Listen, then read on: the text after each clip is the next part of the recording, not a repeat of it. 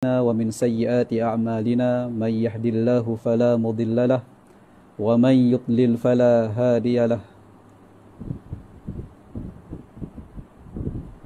أشهد أن لا إله إلا الله وحده لا شريك له وأشهد أن محمدا عبد الله ورسوله فإن أصدق الحديث كتاب الله وخير الهدي هدي محمد صلى الله عليه وسلم وشر الأمور محدثاتها فإن كل محدثة بدعة وكل بدعة ضلالة وكل ضلالة في النار أما بعد. Kaum muslimin rahimakumullah, pertamanya kita merafakkan syukur kehadrat Allah Subhanahu wa taala. Pada malam ini kita sekali lagi bertemu di dalam pengajian kitab Bulughul Maram dan alhamdulillah kita telah dapat menyelesaikan bab yang sebelum ini, iaitu bab al-mawaqit. Dan pada malam ini kita akan masuk bab yang berikutnya, iaitu bab al-azan wal iqamah, iaitu bab pada hadis-hadis yang membicarakan tentang permasalahan azan dan iqamah. Perkataan azan ini dia merupakan perkataan bahasa Arab. Dalam bahasa Arab, azan ini adalah lafaz bahasa Arab. Dan kita dalam bahasa Melayu pun menyebutnya dengan azan. Dan kalau kita tengok di dalam Al-Quran, perkataan azan ini ada terdapat pada beberapa tempat di dalam Al-Quranul Karim. Antaranya firman Allah Subhanahu wa taala dalam surah Taubah, di mana Allah menyebut wa adhanum minallahi wa rasulih.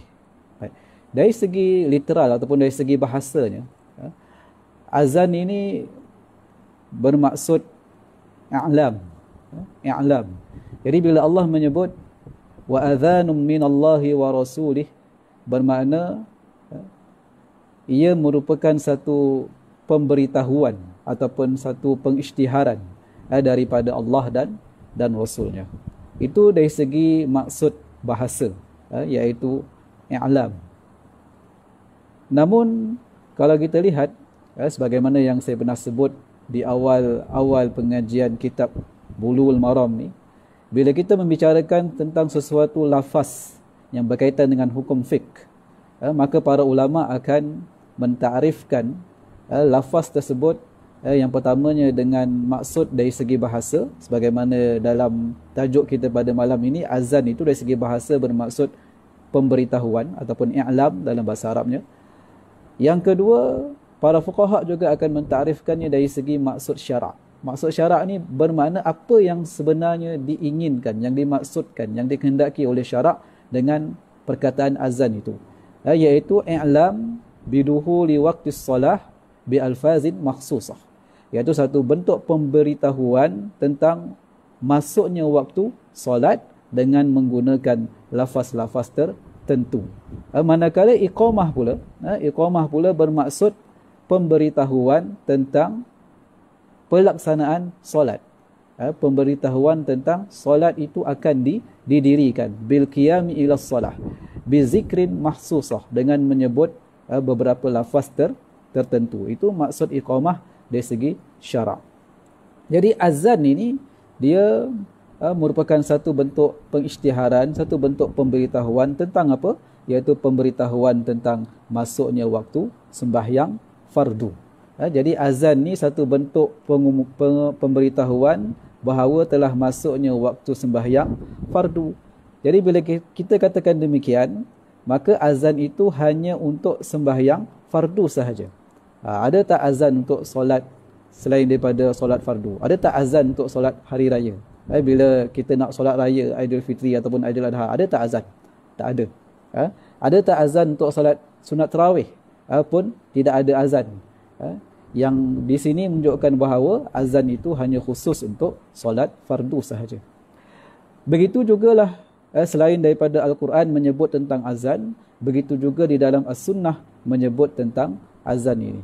Jadi ia merupakan satu kurniaan Allah Subhanahu wa taala kepada umat Islam. Satu kurniaan yang berkaitan tentang satu kaedah bagaimana nak panggil orang Islam untuk mengerjakan solat. Nanti kita akan baca hadis yang berkaitan tentang mimpi para sahabat mimpi para sahabat berkaitan dengan lafaz azan.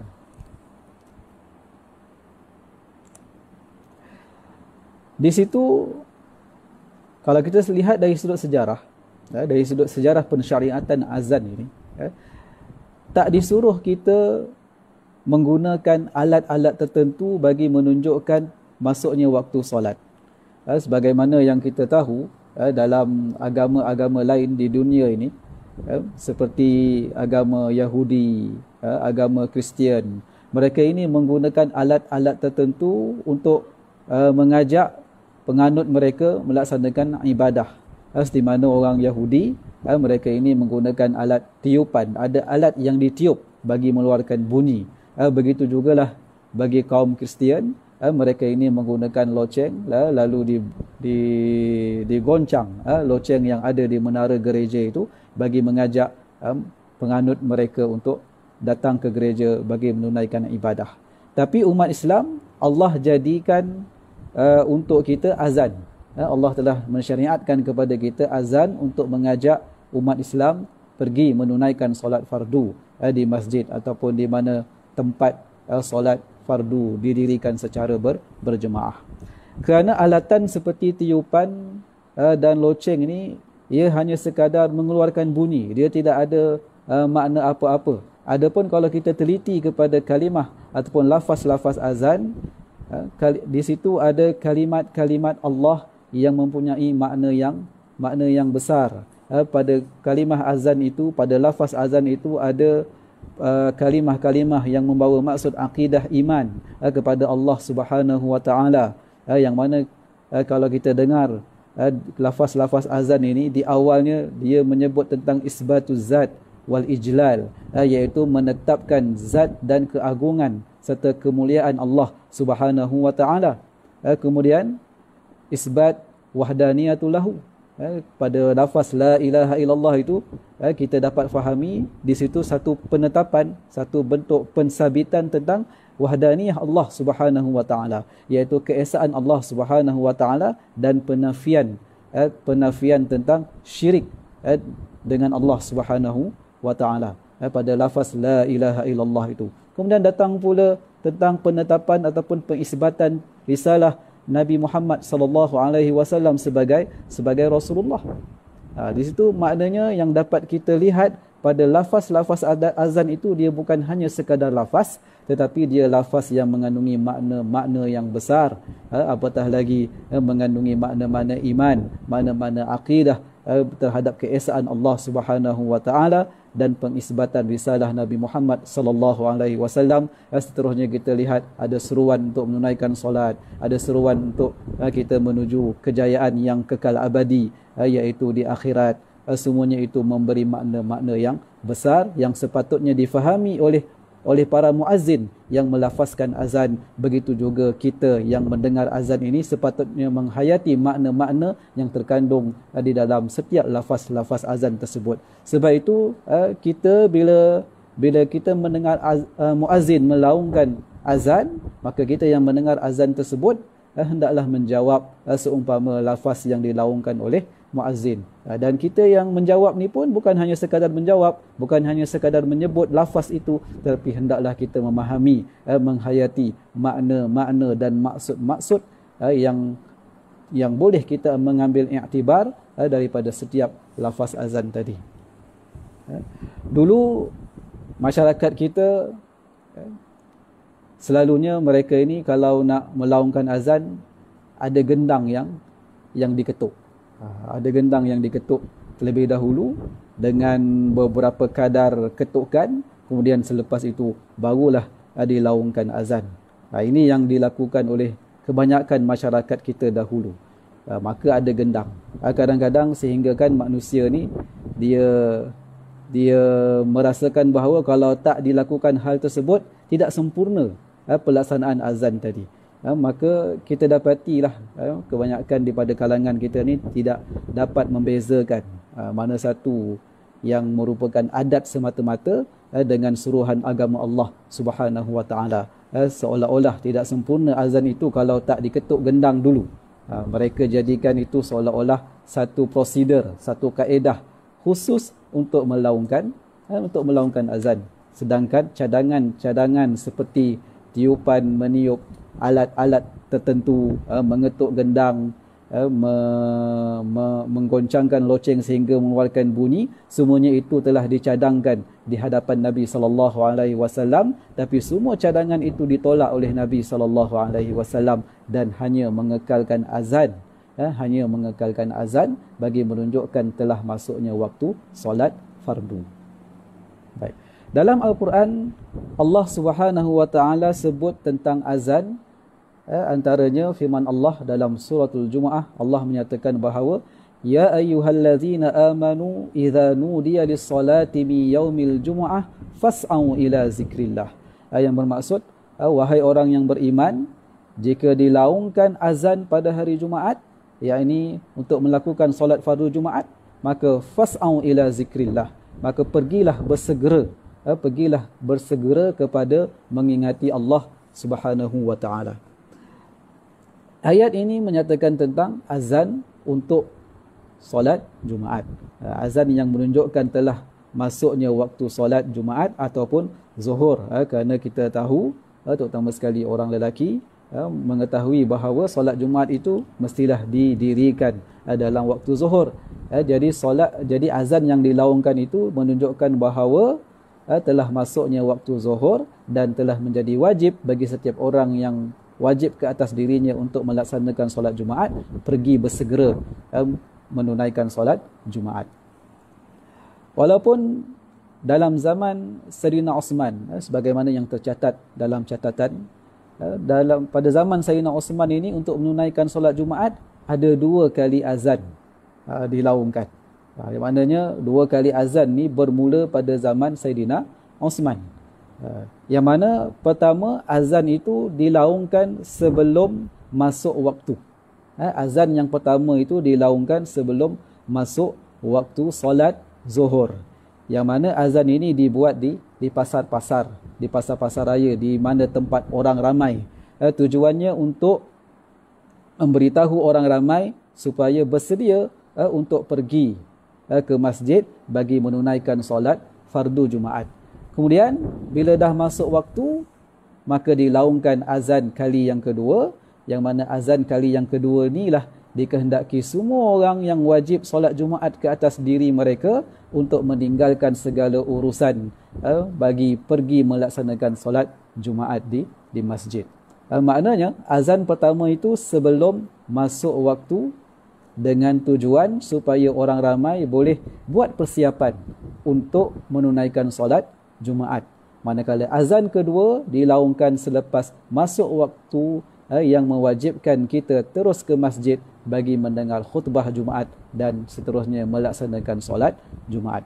Cuma bezanya kita pada hari ini, kedua-dua azan ini dilaungkan setelah masuk waktu.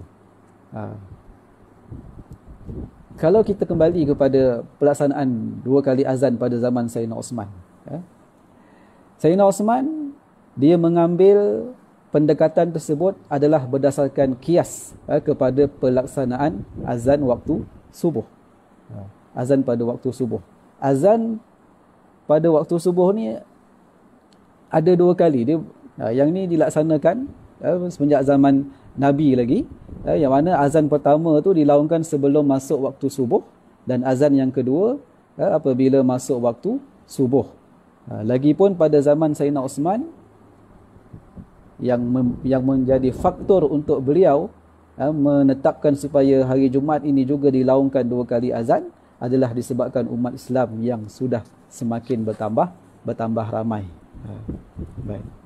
Jadi dia mengambil pendekatan itu berdasarkan kepada kias, yang mana azan 2 kali pada waktu subuh, yang mana pada waktu subuh itu ada 2 kali azan. Yang pertama dilaungkan sebelum masuk waktu subuh, dan azan kali yang kedua itu barulah menunjukkan bahawa waktu subuh telah masuk. Jadi dia melakukan kias terhadap hal tersebut bagi melaksanakan 2 kali azan untuk melaksanakan solat Jumaat. Baik. Adapun bagi Al-Imam Syafi'i rahimahullahu ta'ala, ini kena dengar, imam kita kata apa. Adapun Al-Imam Syafi'i rahimahullahu ta'ala, dia mempunyai pandangan yang tersendiri. Ini pandangan peribadi beliau. Dia mengatakan bahawa azan 2 kali itu, sama ada tak kiralah mungkin berlaku pada zaman Osman ataupun mungkin berlaku pada zaman Muawiyah radhiyallahu anhuma.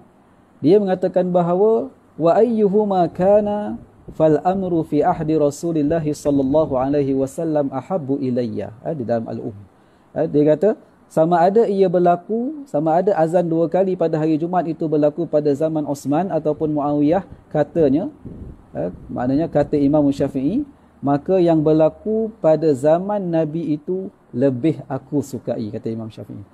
Apa yang berlaku pada zaman Nabi itu lebih aku sukai. Maknanya apa? Pada hari Jumaat zaman Nabi hanya ada 1 kali azan sahaja, iaitu azan setelah masuknya waktu solat Jumaat ataupun solat zuhur pada hari Jumaat. Jadi ini kata Imam Syafi'i, dia lebih suka sebagaimana yang telah terlaksana pada zaman Nabi sallallahu alaihi wasallam.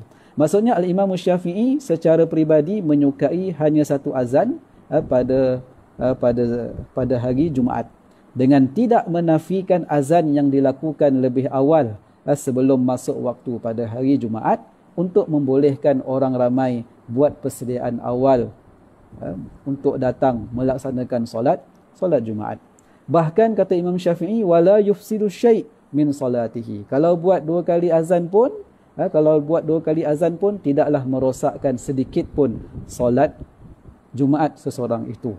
Jadi walau bagaimanapun beliau ada pandangan beliau sendiri secara peribadinya, yang mana beliau lebih menyukai sebagaimana pelaksanaan azan pada hari Jumaat seperti pada hayat Rasulullah sallallahu alaihi wasallam yang hanya ada 1 kali azan, dan pada waktu yang sama beliau tidak menafikan, beliau tidak menolak mentah-mentah pelaksanaan 2 kali azan pada hari Jumaat, sebagaimana yang dikatakan tadi, wala yufsidu syai' min salatihi. Kalau buat 2 kali pun sedikit pun tidak merosakkan solat seseorang itu, maknanya tidak membatalkan solat seseorang itu. Tak apalah, kita tinggalkan perbahasan azan 2 kali ini. Yang penting saya nak sebut perkataan azan ini disebut beberapa kali di dalam Al-Quran. Antara yang lain Allah menyebut wa iza nadaitum ila shalah ittakhaduha huzuwan wa la'iba.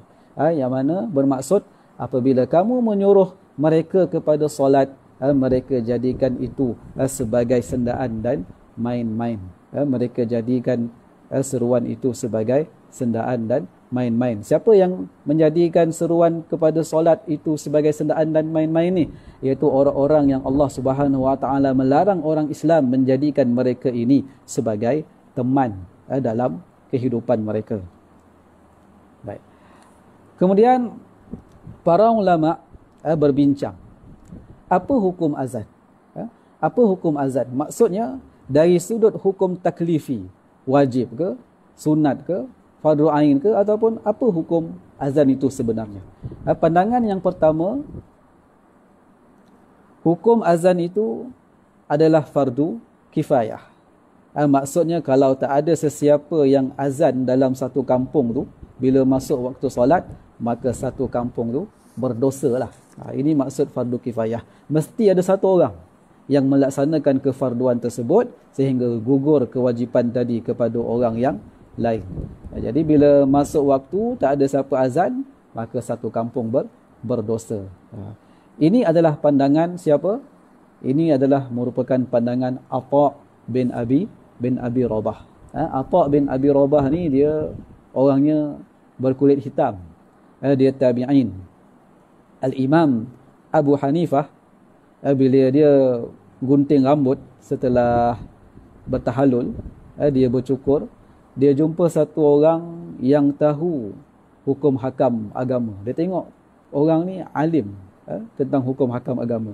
Lalu Abu Hanifah tanya kepada dia, macam mana kau ni boleh begitu pandai tentang hukum hakam agama?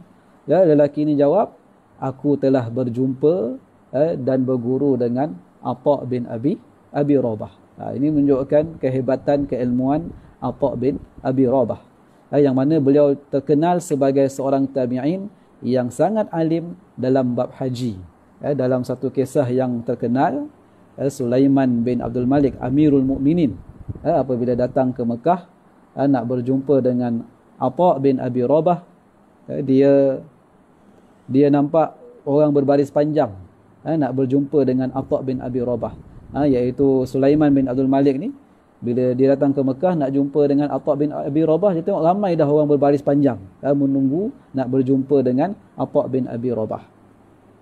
Atha bin Abi Rabah ni asalnya adalah seorang hamba yang dibebaskan oleh tuan dia, kemudian berguru dengan beberapa sahabat Nabi, antaranya Ummu Salamah dan Ibnu Abbas radhiyallahu anhuma. Atha bin Abi Rabah, bila Sulaiman bin Abdul Malik datang kepada dia, dalam riwayat sejarah lah, kerana sejarah ni sanad dia taklah berapa kuat sangat sebagaimana sanad hadis, tapi bolehlah diambil pengajaran dari cerita ni. Kata Sulaiman bin Abdul Malik, Atha bin Abi Rabah tanya kepada Amirul Mukminin Sulaiman bin Abdul Malik, wahai Amirul Mukminin, datang ni nak tanya urusan negara ke atau nak tanya bab haji? Kalau nak tanya bab haji, kena beratur lah, jangan potong orang lain, jangan potong queue. Kata Atha bin Abi Rabah kepada Amirul Mukminin, khalifah, ketua negara. Kalau urusan pemerintahan, kata Atha bin Rabah, tak apa, kerana ada prioriti, ini urusan negara, urusan pemerintahan. Sehingga Sulaiman bin Abdul Malik panggil anak-anak buah dia, pengikut dia, lalu berkata kepada anak buah dia, kamu perlulah berilmu. Tidak pernah seorang khalifah itu berasa rendah diri melainkan di hadapan ilmu. Maksudnya di hadapan orang yang ada ilmu. Atha bin Abi Rabah, selain daripada beliau yang mengatakan bahawa hukum azan itu adalah fardu kifayah, terdapat juga tabi'in yang lain seperti Mujahid, Mujahid juga tabi'in yang terkenal, Ibnu Abi Layla, Al-Auza'i. Siapa Al-Imam Al-Auza'i ni? Patutnya pelajar hadis tidak asing lah dengan Al-Imam Al-Auza'i ni. Nama beliau ialah Imam Abdul Rahman bin Amr bin Yuhmad Al-Auza'i. Mereka ni semua kata hukum azan itu adalah fardu kifayah. Baik, saya nak balik sikit tentang kisah Al-Imam Al-Auza'i ni. Dia seorang yang sangat terkenal. Dulu di Andalus, mazhab yang kuat adalah mazhab Al-Auza'i. Maknanya dia pernah menjadi satu mazhab ikutan di Andalus. Sehinggalah Yahya bin Yahya Al-Laythi, iaitu anak murid kepada Imam Malik, pulang ke Andalus. Barulah ketika itu tersebarnya mazhab Maliki di Andalus, sehingga hilangnya mazhab Al-Auza'i yang lebih awal daripada mazhab Maliki di Andalus. Baik. Itu dia nama-nama yang berpandangan bahawa azan hukumnya adalah fardu kifayah, iaitu Atha bin Abi Rabah, Mujahid, Ibnu Abi Layla dan Al-Imam Al-Auza'i. Satu pandangan lagi mengatakan bahawa azan itu adalah sunat muakkad. Sunat muakkad. Ini adalah pandangan dalam mazhab Hanafi, Maliki dan Syafi'i. Wallahu ta'ala alam, dalam kalangan ulama ada yang mentarjihkan, yakni memilih bahawa hukum azan itu adalah fardu kifayah. Termasuklah yang memilih pandangan tersebut iaitu Syekhul Islam Ibn Taymiyah rahimahullahu ta'ala.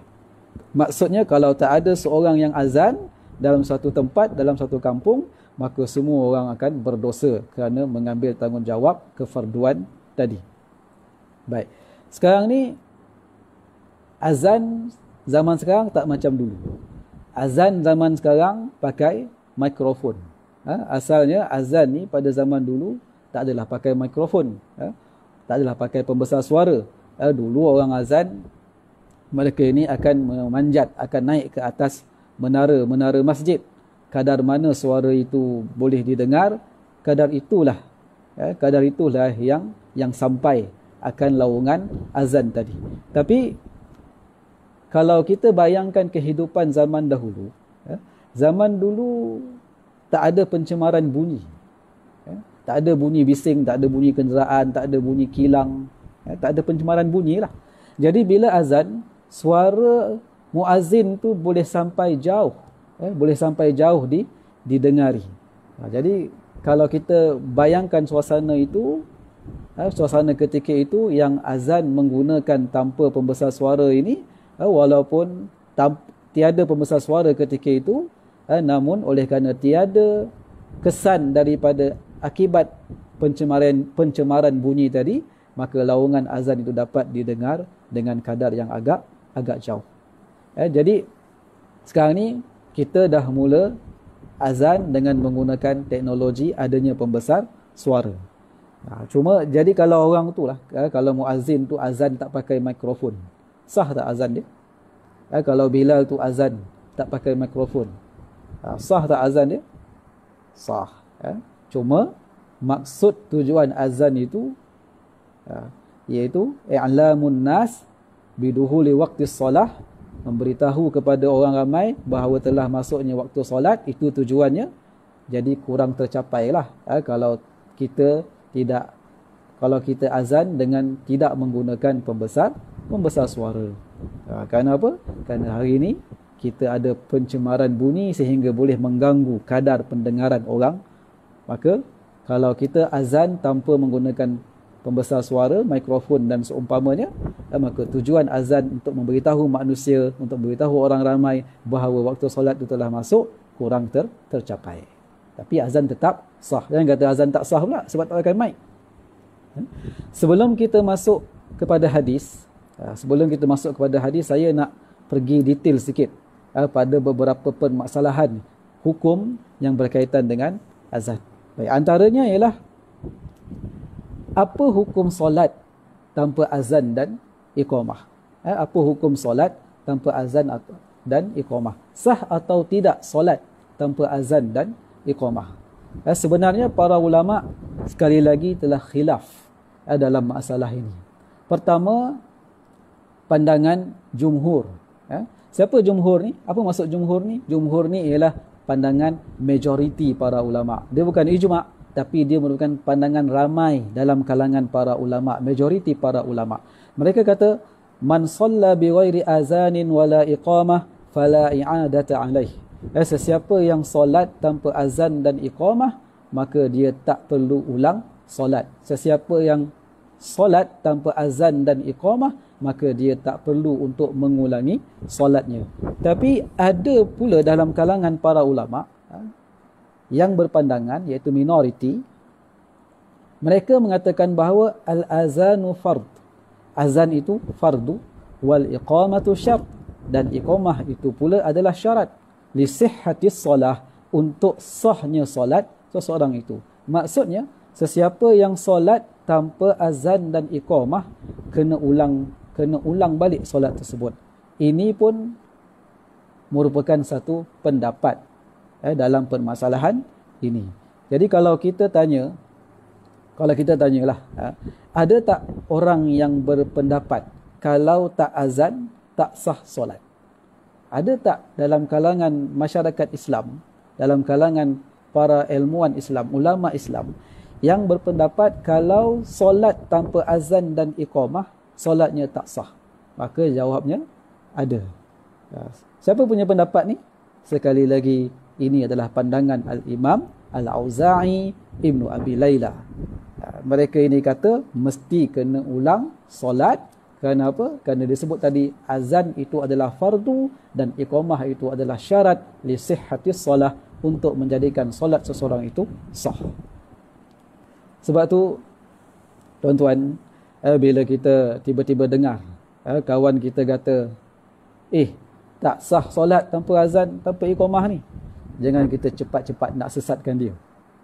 Sebab itu juga merupakan pandangan yang ada daripada kalangan para ulama. Tetapi yang sahihnya, kalau kita hendak melakukan tarjih, yang sahihnya sah tak solat tanpa azan?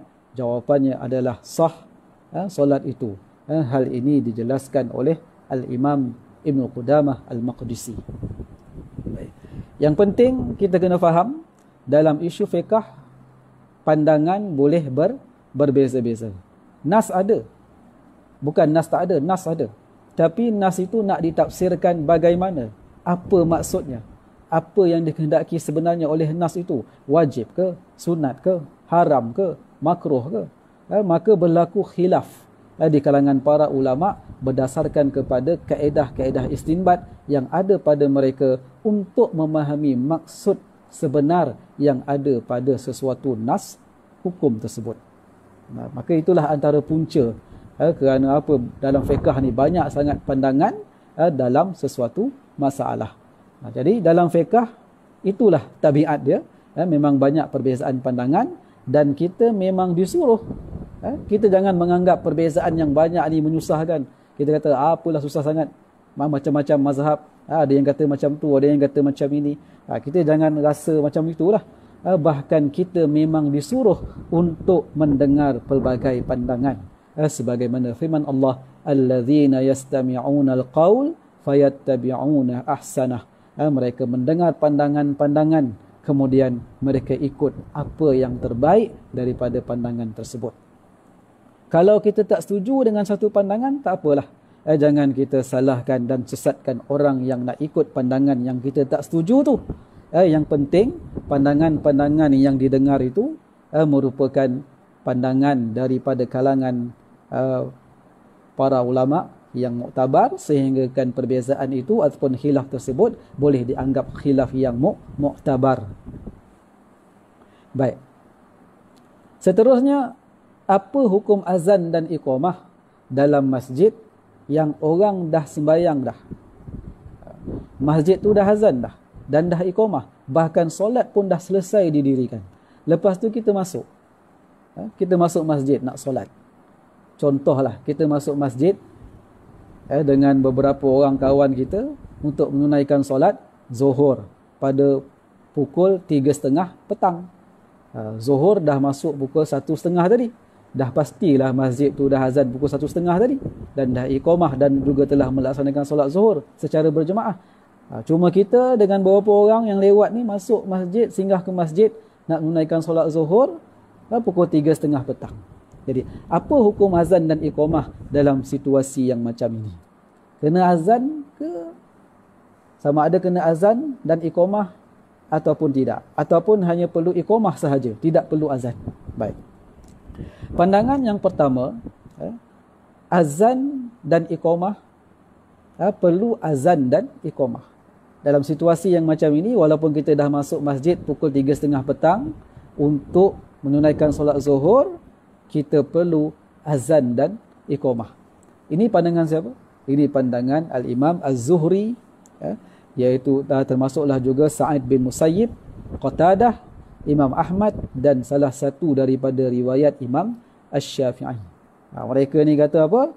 Perlu azan dan iqamah juga. Jadi kalau sesiapa dalam kalangan kita ni nak ikut pandangan ni, macam mana? Macam mana yang dia perlu lakukan? Dia azan lah, dia iqamah lah. Tapi janganlah pergi ke mikrofon tu, pergi jumpa jawatankuasa masjid, minta onkan pembesar suara, dia nak azan. Jangan buat macam tu. Terkejut semua orang. Pukul 3.30 petang. Azan apa pukul 3.30 petang? Jadi cukuplah memadai dia azan, dia iqamah hanya didengari untuk diri dia dan orang-orang lain yang bersama-sama dengan dia yang hendak menunaikan solat tersebut. Baik. Adapun fuqaha seperti Tawus bin Kisan, Atha bin Abi Rabah, Mujahid, mereka berpandangan hanya perlu iqamah sahaja, tidak perlu azan. Baik, walaupun hanya perlu kepada iqamah sahaja, tak perlu azan, dari segi pelaksanaannya kalau kita nak buat pada hari ini, bagi mereka yang nak mengikuti pandangan yang kedua ini pun sama seperti mana yang pertama tadi, tak perlulah pergi ke tempat pembesar suara, cukuplah dia hanya melaungkan untuk didengari oleh diri dia dan orang-orang yang berada bersama dengan dia sahaja. Baik. Kemudian yang ketiga, ada pula yang berpandangan tak perlu azan dan tak perlu iqamah. Solat aja. Solat aja, tak perlu azan dan iqamah. Ini adalah qaul siapa? Ini adalah pandangan Sya'bi, Ikrimah dan Abu Hanifah. Jadi bolehlah pilih antara satu pandangan daripada tiga ni, nak ambil yang mana satu. Itu yang kedua, permasalahan azan yang kedua, azan dan iqamah. Seterusnya yang ketiga, orang yang musafir, sunat azan ataupun tidak. Dalam hadis disunatkan untuk azan kerana dua orang lelaki dalam hadis, dan apa yang ada dalam hadis, orang yang bermusafir ni juga disunatkan untuk azan kerana ada dua orang lelaki datang kepada Rasulullah sallallahu alaihi wasallam dalam hadis yang diriwayatkan oleh Al-Imam Al-Bukhari, di mana Nabi sallallahu alaihi wasallam bersabda, "Iza antuma kharajtuma fa'azzana wa aqima." Bila kamu keluar bermusafir, maka kamu azan dan kamu juga iqamah. Maka kamu akan dapat pahala azan dan iqamah. Macam mana? Kalau kita beberapa orang bersama-sama dengan kita keluar bermusafir, kemudian kita turun daripada kenderaan kita, turun pada satu tempat untuk menunaikan solat. Contoh, untuk menunaikan solat zuhur dengan asar secara jamak, tak kisahlah takdim ke takhir ke, kita azan sebelum menunaikan solat tersebut, kita azan dan kita iqamah. Maka kita akan dapat pahala azan dan pahala iqamah. Kalau kita musafir seorang-seorang, ataupun kita duduk tinggal satu tempat tu seorang diri, contoh tinggal dalam hutan, ataupun pergi berkemah seorang-seorang dalam hutan, tak ada orang lain, diri dia aja. Dalam keadaan yang macam ini, seperti yang dinyatakan oleh Imam Ibn Qudamah, juga disunatkan untuk orang yang sebegini azan dengan suara yang kuat, dengan suara yang kuat. Ini kerana apa? Ada dalam hadis Nabi SAW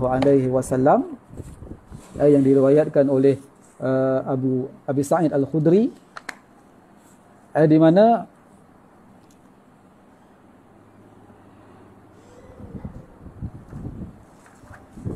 mana dia mengatakan bahawa fa innahu la yasma'u mada sauti muazzin jinnun wala insun wala syai'un illa syahida lahu yaumal qiyamah. Qala Abu Sa'id sami'tuhu min Rasulillah sallallahu alaihi wasallam. Yang mana kata Abu Sa'id, aku telah mendengarnya daripada Nabi sallallahu alaihi wasallam, fa innahu la yasma'u mada sautil muazzin jinnun wala insun. Kerana tak ada yang mendengar suara muazzin, jin ke, manusia ke, ataupun apa sahaja, melainkan semuanya itu akan menjadi saksi pada hari kiamat kelak terhadap orang yang melaungkan azan. Maknanya walaupun dia seorang diri, bila dia melaungkan azan, dia mendapat pahala sunat, dan dia mendapat pahala sunat. Kemudian semua yang ada akan yang mendengar, tak kiralah jin ke apa ke, makhluk-makhluk yang ada di hutan tu akan menjadi saksi pada hari kiamat kelak. Ini hebat kelebihan orang yang azan. Suara dia, dengan sebab suara dia, semua menjadi saksi pada hari kiamat kelak. Bayangkan tiap-tiap hari 5 kali dia azan. Berapa ramai pula yang datang solat kerana mendengar laungan suara azan daripada dia. Jadi begitu besar kelebihan fadilat orang yang melaungkan azan. Cuma niat tadi kena perbetul lah, kena perbetul baik-baik. Jangan yang lain tu jadikan tujuan nombor 2, 3 dan seterusnya. Yang pertama sekali mestilah niat ibadah kerana Allah Subhanahu Wa Taala. Jangan pula nanti dia kata bulan ni aku tak nak azan lah. Sebab apa? Sebab OT masuk lambat. Itu dah tunjuk macam lain maksud. Jadi apa pun dalam soal ibadah ni, niat ibadah kepada Allah itu adalah yang paling penting, yang menjadi pengukur bahawa Allah akan menerima ibadah yang kita lakukan sebagai satu ibadah yang layak diberikan pahala. Baik. Jadi muslimin dan muslimat yang dirahmati oleh Allah, kita masuk sedikit hadis pada bab azan dan iqamah ni. Hadis yang pertama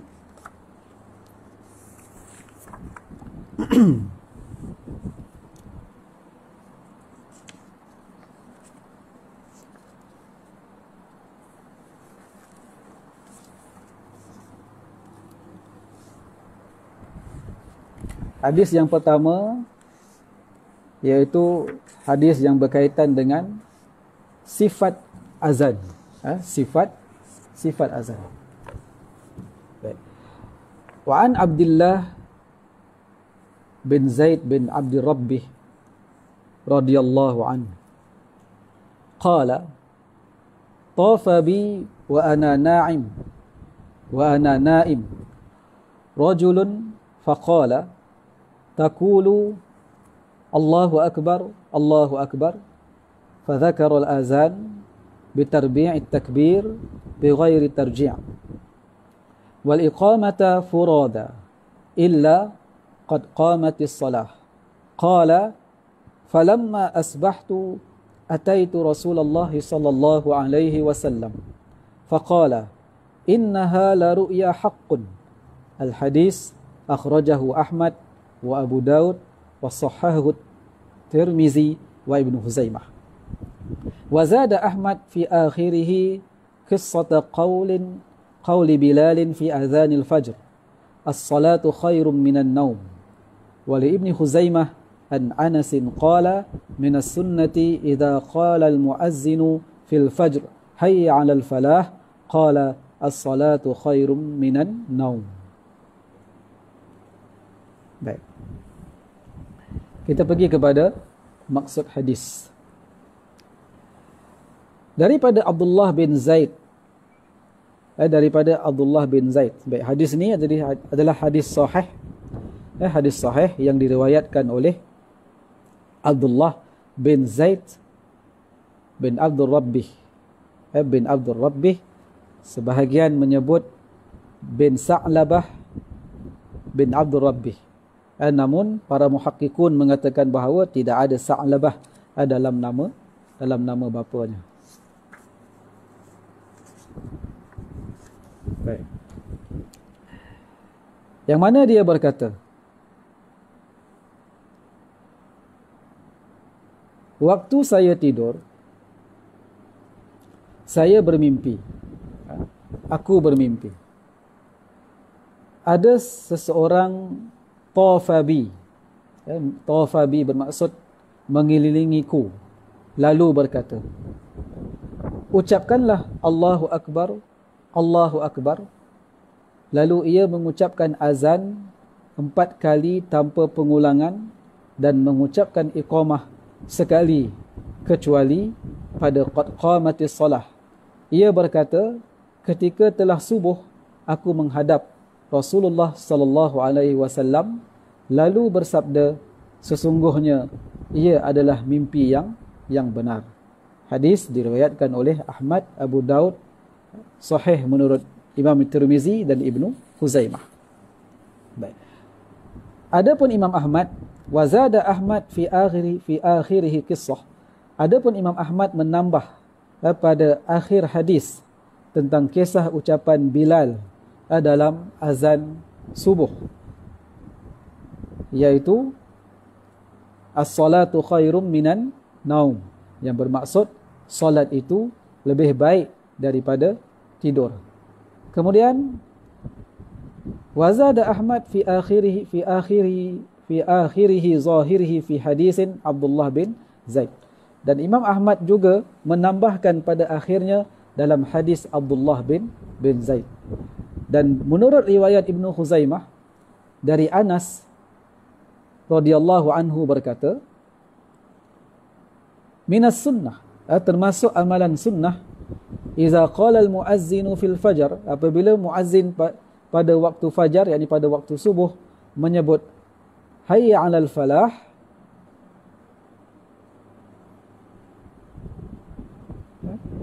ia mengucapkan as-salatu khairum minan naum. Dia mengucapkan as-salatu khairum minan naum. Solat lebih baik daripada tidur. Jadi muslimin dan muslimat yang dirahmati oleh Allah, saya kira pada malam ini kita akan cukuplah. Saya membacakan hadis-hadis yang berkaitan dengan sifat azan bersama dengan terjemahannya tadi. Manakala huraian dan perincian dan juga tafsiran daripada hadis-hadis yang dibacakan tadi berkaitan dengan perbahasan para fuqaha dan isu-isu yang boleh ditimbulkan daripada hadis-hadis yang telah diperdengarkan tadi, insya-Allah kita akan perincikan pada minggu hadapan.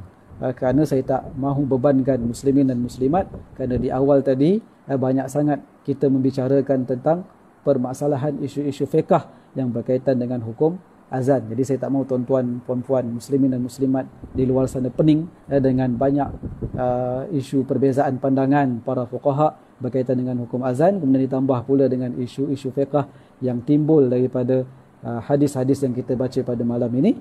Jadi kita berhenti sekadar membaca lafaz hadis dan menghuraikan makna hadis, dan insya-Allah kita akan perincikan huraiannya dan tafsirannya dan hukum hakam fiqh yang berkaitan dengannya pada minggu hadapan.